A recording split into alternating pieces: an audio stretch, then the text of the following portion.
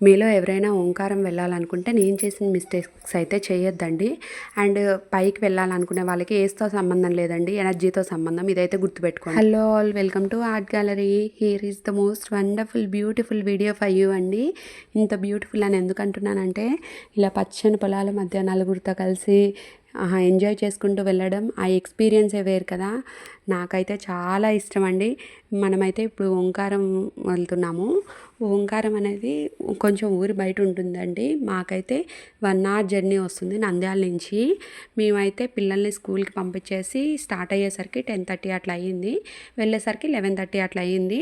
రాంగ్లోనే కోనేరు దగ్గరికి వచ్చాము. కోనేరు దగ్గర కాలు కడుక్కుని నెత్తి మీద నీళ్ళు చల్లుకుని లోపలికైతే వెళ్ళాము.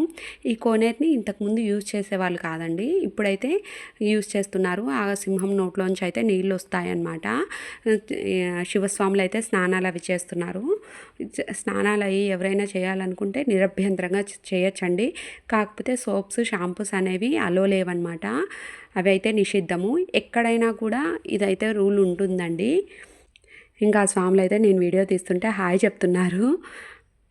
ఇంకా నేను కూడా వాళ్ళకు ఒక హాయ్ చెప్పేసి ఇంకా లోపలికైతే వచ్చేసాను దర్శనం కోసం. ఇక్కడ కింద గుడిలో దర్శనం చేసుకోవడానికి వచ్చాము. జనాలు కొంచెం లేరు కదండి, భక్తులు. అందుకని దర్శనం అయితే ప్రశాంతంగా అయిపోయింది. కొంచెం భక్తుల రద్దీ ఎక్కువ ఉంటే దర్శనం కొంచెం ఫాస్ట్గా అయిపోయింది అనమాట. ప్రశాంతంగా దర్శనం చేసుకోలేము. గుడి ఏదైనా కూడా ప్రశాంతంగా దర్శనం చేసుకుంటే అసలు ఆ అనుభూతే వేరు కదా. నాకైతే అలా చాలా ఇష్టం. అందుకే రద్దీ టైంలో రాను అనమాట, ఇలా వస్తాము. ఇంకా శివరాత్రి 2 డేస్లో ఉంది కదా, అప్పుడైతే ఇంకా భక్తులు ఎక్కువ ఉంటారని ఇంకా ముందు రోజు అనుకున్నాము ఇలా వెళ్దామని చెప్పి ఇంకా మార్నింగే వచ్చామండి. ఇంక ఇక్కడ రావి చెట్టు అయితే ఎన్నో ఏళ్ళదండి, అసలు చూసారు కదా ఎంత పెద్దగా ఉందో. ఇంక ఇక్కడ కూడా దర్శనం అయితే చేసుకున్నాము. అండ్ ఈ గుడి అయితే ఊరికి దూరంగా ఉంటుందండి, కొంచెం అడవుల్లో ఉంటుంది, కొండలకి దగ్గరలో. అందుకని చెప్పి చాలా ప్రశాంతంగా అయితే ఉంటుంది. ప్రశాంతంగా కాసేపు దేవుడి దగ్గర ఉండాలి అనుకున్న వాళ్ళైతే ఖచ్చితంగా ఈ గుడికి వస్తే మీరైతే ఎక్స్పీరియన్స్ చేస్తారు. అంత ప్రశాంతంగా ఉంటుందండి.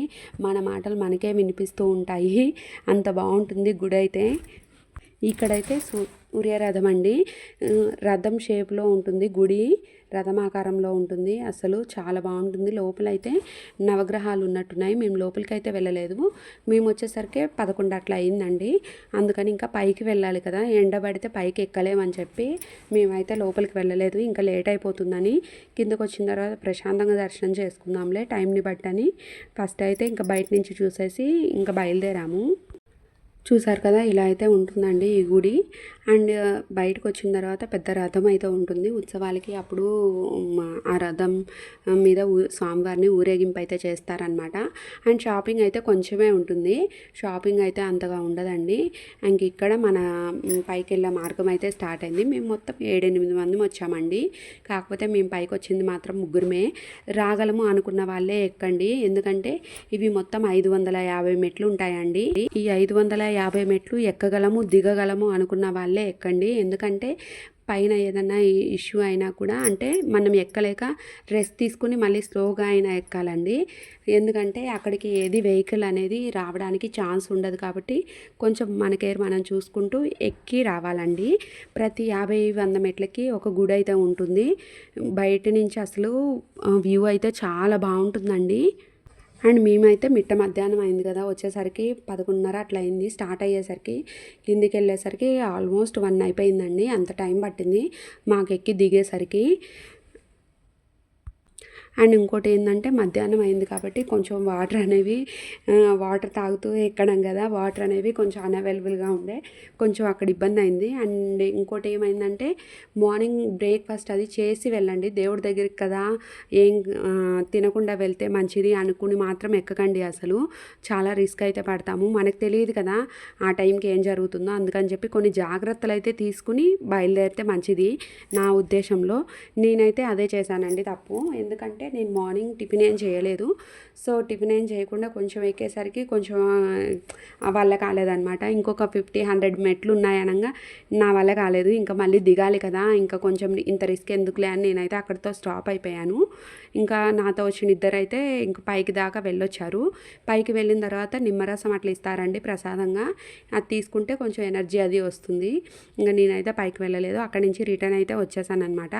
ఇదిగో ఇక్కడికేనండి నేను లాస్ట్ ఇక్కడ ఆగిపోయాను. ఇంకా శివపార్వతుల దగ్గర ఇక్కడ మొత్తం ముగ్గురు ఉంటారనమాట. శివపార్వతులు, బ్రహ్మ, సరస్వతి, విష్ణు, లక్ష్మి అయితే ఉంటారనమాట.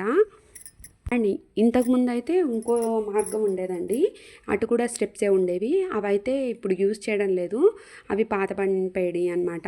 ఇంక ఇవి పాతవనేం కాదు, కొంచెం కొత్తవే అండి.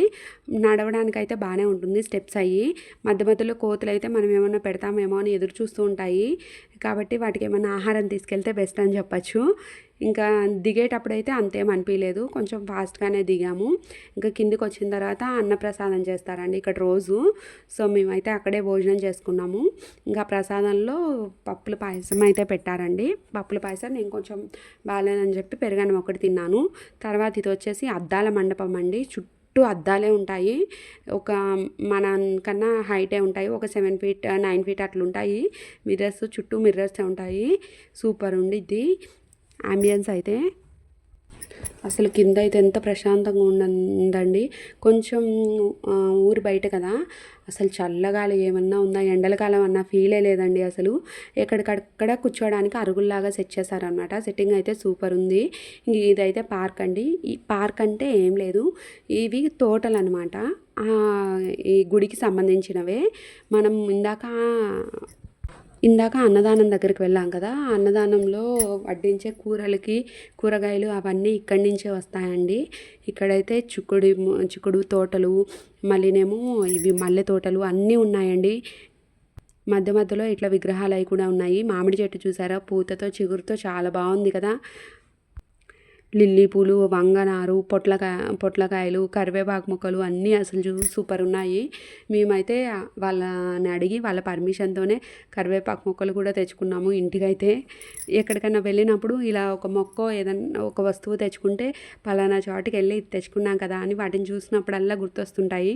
నేనైతే అంతేనండి, ఎక్కడికి వెళ్ళినా ఒక మొక్క అయినా తెచ్చుకుంటాను, కంపల్సరీ ఒక వస్తువు అయినా తెచ్చుకుంటాను. మీలో ఎంతమందికి అలవాటు ఉందో ఖచ్చితంగా కామెంట్ చేయండి. అండ్ ఎండల కాలం మిట్ట మధ్యాహ్నం వచ్చాం కదా, కొంచెం నీళ్ళకైతే ఇబ్బంది పడ్డాము.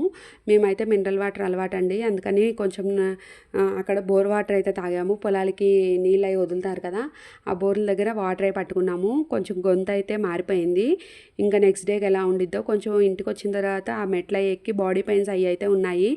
రోజు వాకింగ్ ఇట్లా ఉన్న వాళ్ళకైతే బాగుంటుంది, నొప్పులు ఏమి ఉండవు. అండ్ ఏజ్తో సంబంధం లేకుండా ఎక్కచ్చండి. నచ్చితే కనుక లైక్ చేయండి, షేర్ చేయండి, కామెంట్ చేయండి. బాయ్.